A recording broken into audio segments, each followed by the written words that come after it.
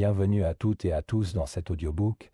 Ce récit est une œuvre écrite par J.K. Rowling et publiée sur le site web Wizarding World. À travers cette histoire, découvrez les origines inquiétantes d'Azkaban, la très célèbre prison des sorciers, réputée pour son nombre limité d'évasions au cours des derniers siècles, ainsi que pour ses détraqueurs de sinistre réputation. Cette version audio vous est présentée par un livre, une histoire. Installez-vous confortablement et laissez la magie commencer. Bonne écoute.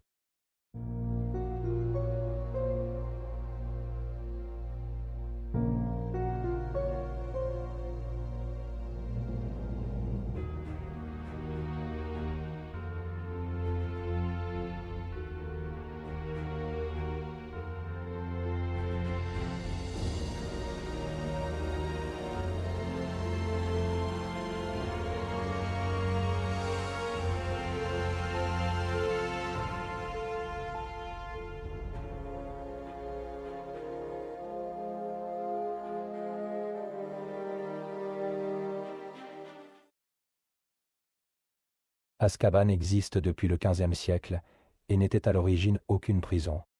L'île de la mer du Nord, sur laquelle fut construite la première forteresse, n'a jamais figuré sur aucune carte, ni moldue ni magique, et l'on pense qu'elle a été créée ou agrandie par des moyens magiques. La forteresse qui s'y dressait était à l'origine la demeure d'un sorcier peu connu, du nom d'Ecrisdis, d'une puissance inouïe, mais de nationalité inconnue. Ecrisdis, que l'on croyait fou, pratiquait les pires formes de magie noire. Seul au milieu de l'océan, il attirait, torturait et tuait des marins moldus, apparemment par pur plaisir. Ce n'est qu'à sa mort, lorsque les charmes de dissimulation qu'il avait lancés se dissipèrent, que le ministère de la magie prit conscience de l'existence de cette île ou de ce bâtiment. Ceux qui y pénétrèrent pour enquêter refusèrent ensuite de révéler ce qu'ils y avaient découvert, mais le moins effrayant était que l'endroit était infesté de détraqueurs. Nombreux étaient ceux parmi les autorités qui considéraient Azkaban comme un lieu maléfique, qu'il valait mieux détruire. D'autres craignaient le sort des détraqueurs qui infestaient les lieux, si on les privait de leur foyer. Ces créatures étaient déjà puissantes et invincibles. Beaucoup redoutaient une terrible vengeance si l'on détruisait un habitat où elles semblaient prospérer. Les murs mêmes de la forteresse paraissaient imprégnés de misère et de souffrance, et les détraqueurs étaient déterminés à s'y accrocher. Des experts ayant étudié les édifices construits avec et autour de la magie noire affirmaient qu'Azkaban pourrait se venger de quiconque tenterait de la détruire. La forteresse fut donc laissée à l'abandon pendant de nombreuses années, devenant un refuge pour la reproduction incessante des détraqueurs. Une fois le statut international du secret magique instauré, le ministère de la magie considéra que les petites prisons pour sorciers disséminées dans tout le pays, dans diverses villes, villages représentaient un risque pour la sécurité.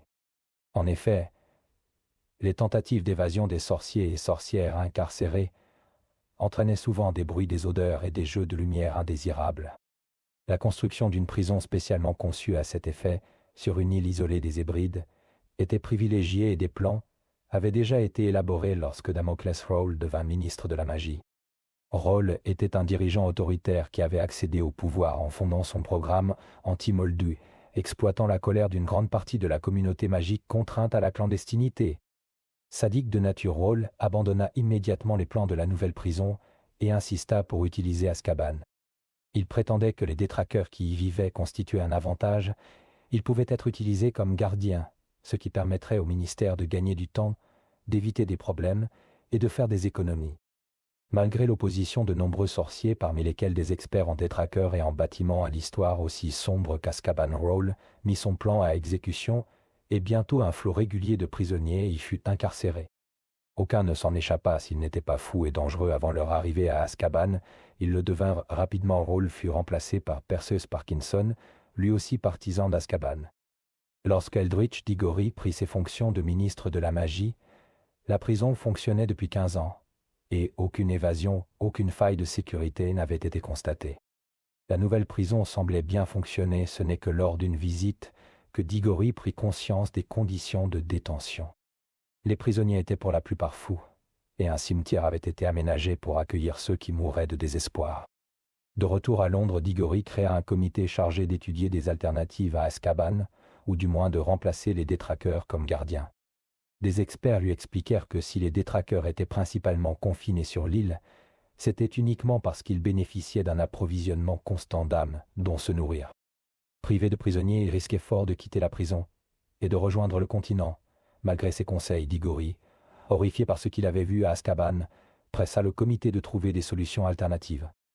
Avant qu'une décision ne puisse être prise, d'Igori contracta la variole du dragon et mourut dès lors, et jusqu'à l'arrivée de Kingsley Shacklebolt, aucun ministre n'envisagea sérieusement de fermer Azkaban. Ils fermèrent les yeux sur les conditions inhumaines qui y régnaient, autorisèrent des agrandissements magiques, et ne s'y rendirent que rarement en raison des effets terribles de pénétrer dans un bâtiment peuplé de milliers de détraqueurs. La plupart justifiaient leur attitude par l'efficacité de la prison à maintenir les détenus sous contrôle. Près de 3 siècles s'écoulèrent avant que ce record ne soit battu. Un jeune homme parvint à s'évader clandestinement de prison grâce à l'échange de places effectué par sa mère venue lui rendre visite. Un stratagème que les détraqueurs aveugles et dépourvus d'amour ne purent déceler et auquel ils ne s'attendaient absolument pas. Cette évasion fut suivie d'une autre, encore plus ingénieuse et impressionnante, lorsque Sirius Black réussit à échapper seul aux détraqueurs. La faiblesse de la prison fut amplement démontrée au cours des années suivantes, lors de 2 évasions massives impliquant des mange-mortes. À cette époque, les détraqueurs avaient prêté allégeance à Lord Voldemort, qui pouvait leur garantir une liberté et une autonomie sans précédent. Albus Dumbledore désapprouvait depuis longtemps l'utilisation des détraqueurs comme gardiens, non seulement en raison des traitements inhumains infligés aux prisonniers, mais aussi parce qu'il pressentait le possible changement d'allégeance de ces créatures des ténèbres. Sous le commandement de Kingsley Shacklebolt, Azkaban fut débarrassé des détraqueurs. Bien qu'elles servent toujours de prison, les gardiens sont désormais des aurores régulièrement relevées de leurs fonctions depuis le continent. Aucune évasion n'a été recensée depuis la mise en place de ce nouveau système. Merci d'avoir écouté cet audiobook présenté par un livre, une histoire. Si cette histoire vous a plu, n'hésitez pas à découvrir les autres récits issus de l'univers magique de J.K. Rowling et à laisser un petit commentaire sous la vidéo. À très vite pour de nouvelles histoires.